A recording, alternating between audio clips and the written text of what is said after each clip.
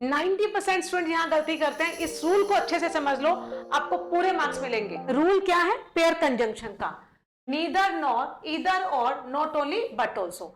Neither के बाद जो सब्जेक्ट आएगा हमें उसे नहीं देखना, हमें क्या देखना है? नॉर के बाद जो सब्जेक्ट आएगा उसके अकॉर्डिंग वर्ब लगेगी। ईदर के बाद क्या आएगा हमें उसे छोड़ना है, और के बाद जो सब्जेक्ट आएगा उसके अकॉर्डिंग वर्ब लगेगी। नॉट ओनली के बाद हमें नहीं देखना, बट ऑल्सो के बाद में जो सब्जेक्ट आएगा उसके अकॉर्डिंग क्या लगेगी? वर्ब लगेगी। अब क्वेश्चन देखिए, नीदर, नीदर के बाद में सब्जेक्ट था, इसे हटा दो। नोर के बाद में जो सब्जेक्ट आएगा उसके अकॉर्डिंग क्या लगेगी? वर्ब। तो नोर के बाद में सिंगुलर सब्जेक्ट था तो वर्ब भी कैसी आएगी? सिंगुलर। तो हमारा आंसर क्या हो गया है? यहाँ पे बी पार्ट में एरर मार्क हुआ। अब ये पेयर कंजंक्शन पे रूल नंबर ए था कि नियर सब्जेक्ट के अकॉर्डिंग क्या होता है? वर्ब का अग्रीमेंट होता है, राइट। अब पैरेललिज्म और इन्वर्जन के भी इसमें रूल आते हैं, तो उसको समझने के लिए चैनल को सब्सक्राइब करें। एग्जाम में आया हुआ क्वेश्चन अपन इस रूल से ठीक करते हैं और आगे भी इसे याद रखना है।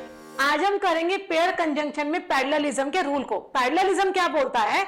नीदर के बाद में अगर सब्जेक्ट है तो नोर के बाद में भी सब्जेक्ट आएगा, नीदर के बाद में अगर वर्ब आई है तो नोर के बाद में भी वर्ब आएगी। सिमिलरली ईदर और नॉट ओनली बट ऑल्सो में भी अप्लाई होगा रूल। कैसे? The proposal seeks neither expand. अब एक्सपेंड हमारी वर्ब है और नीदर के पहले क्या है? टू। तो टू प्लस वर्ब की बेस फॉर्म क्या बनाती है? इन्फिनिटिव। तो इन्फिनिटिव को हम कभी भी तोड़ते नहीं है, ब्रेक नहीं करते। तो टू को कहां लिखेंगे? नीदर के बाद में। तो नीदर के बाद में अगर हमने टू लिखा है तो नोर के बाद में भी क्या आ जाएगा? टू। अब गलती फर्स्ट और सेकंड दोनों में है, लेकिन रूल क्या बोलता है? लेफ्ट टू राइट पढ़ते हैं। तो फर्स्ट पार्ट में एरर मार्क करेंगे और आगे बढ़ेंगे। पेयर कंजंक्शन में इन्वर्जन का रूल है, इसे अच्छे से समझ लो ताकि एग्जाम में गलती ना हो। इन्वर्जन का रूल क्या होता है और कैसे अप्लाई करते हैं इसे सीखते हैं।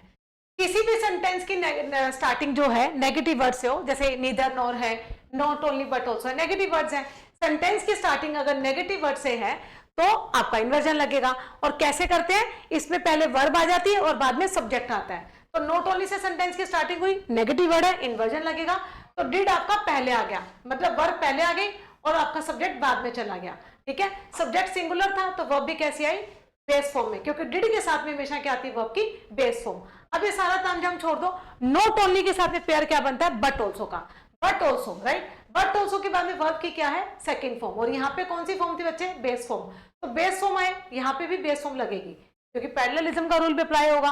तो यहाँ पे वर्ब की बेस फॉर्म लगाएंगे। सेकेंड पार्ट में एरर मार्क करेंगे।